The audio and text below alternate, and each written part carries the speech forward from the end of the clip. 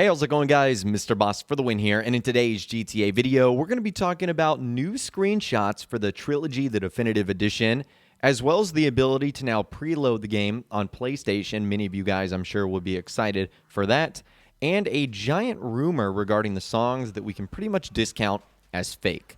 So let's go ahead and dive into it in this video today. I want to begin with some new screenshots that came out. These are not the ones we covered on Friday.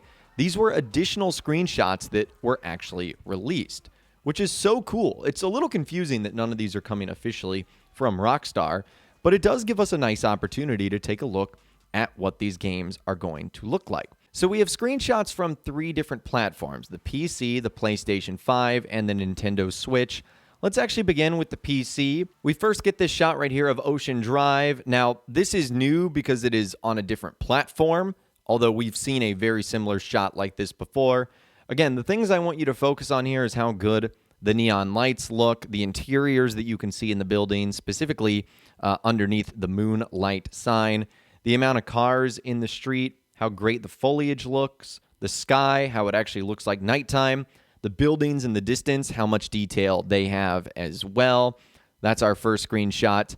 And by the way, feel free to pause at any time if you'd like to take a better look at these screenshots in case I'm going either too fast or too slow. We've also seen this next shot right here, but again, this time it now being on PC from Grand Theft Auto 3. And we can see here a bunch of LCPD officers, their lights. I actually think the most impressive thing here, weirdly enough, is like the road texture and the car details. Obviously, the NPCs, they look fine, and Claude you can see in the background. Rockstar also did a great job with the lights that you not only see from the buildings, but the police sirens and the street lamps. So this is another really good shot right here. I'd argue that this is our first new screenshot right here. As you guys can see, this is Claude in front of the Easy Credit Autos. And I think the purpose of this is to not only show off the level of car detail. It's not GTA 5 quality by any stretch of the imagination, nor did we expect it to, but you can tell it's a lot nicer. And Claude's model, I think he might actually have the best character model of the entire bunch. I mean, he looks awesome. You can see he's holding the mini Uzi in his right hand. Just the level of detail there. They don't look like clay cartoon blocks anymore. They feel like actual characters. So that's Claude from GTA 3. And then we've got one of the screenshots that seems to be getting the most criticism: Tommy, Lance Vance, and Ken Rosenberg. And I can see why people may have some criticism here, particularly with our poor character Lance Vance over there. I don't know what happened to his face. It seems a little bit off, just something about it. Also, like the weird amount of chest hair is throwing me for a loop here. I don't know why, but it just seems a little bit strange, this screenshot. In fact, the most impressive thing here, I would say, is the background, the stairs and the handrails and like the stained glass background.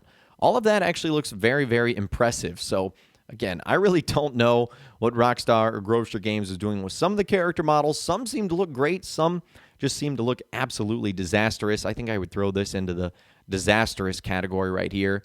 Those are the screenshots for the PC. Then we've got some PlayStation 5 screenshots as well.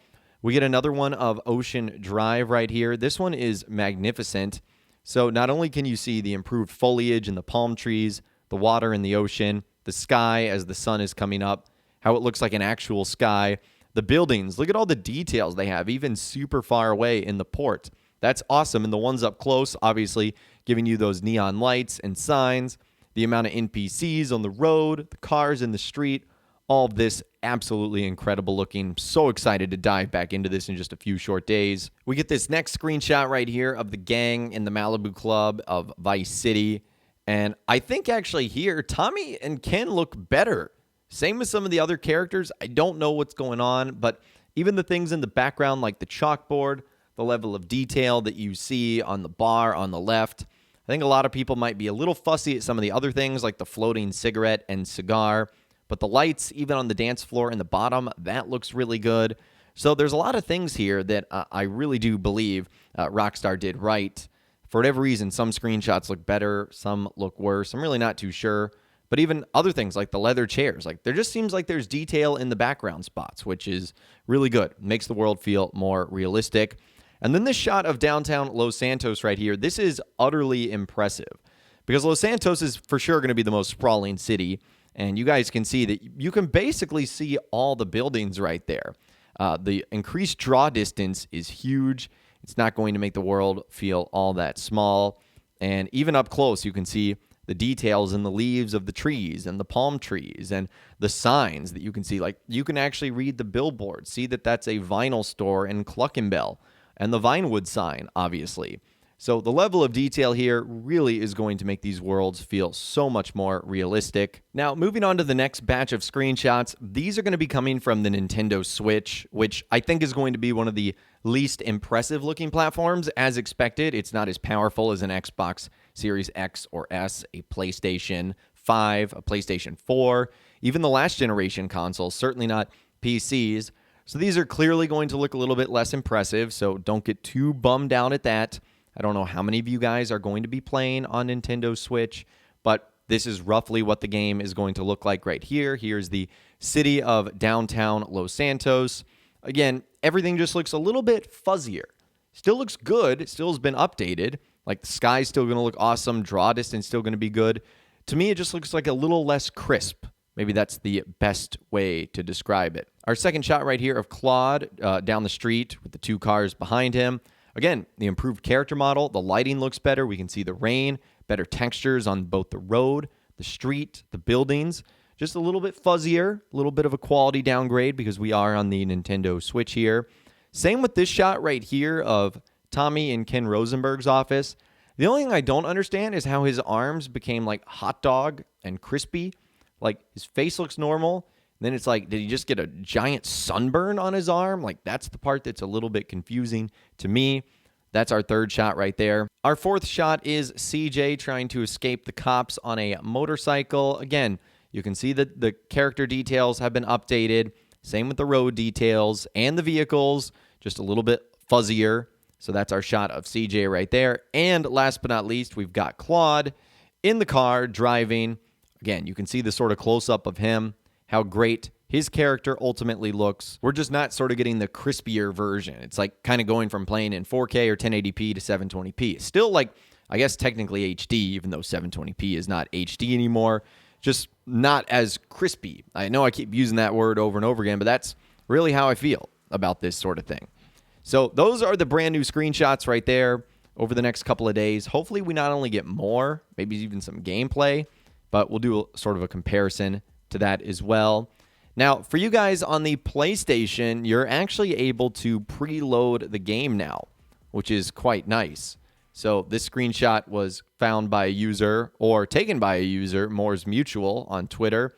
So you guys can see there, they're able to preload the definitive edition of GTA San Andreas, Grand Theft Auto 3, and Grand Theft Auto Vice City. So for those of you guys on the PlayStation, when the time arrives in a little over 3 days, I guess we could call it, you'll have the opportunity to basically load them up instantly, and you won't have to download them, as you will be able to preload them and basically get them 99% installed, just waiting on the ignition key to arrive. Now, the last thing that has come out over the weekend was this interesting leak that essentially revealed there was going to be a ton of songs removed from Grand Theft Auto 3, Vice City, and San Andreas, the definitive edition.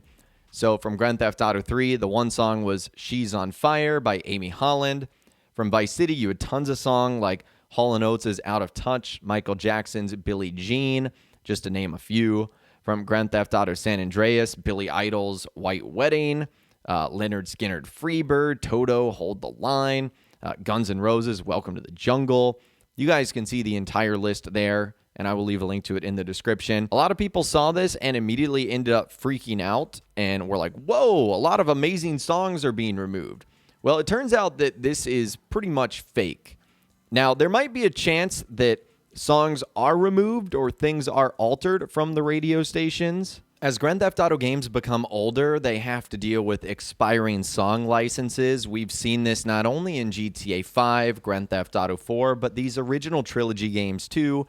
So it'll be interesting to see how Rockstar does navigate this. Now, when someone asked a member of the GTA community, Videotech, about this leak, he basically debunked the entire thing by saying it's impossible to access to the pre-downloaded files on console.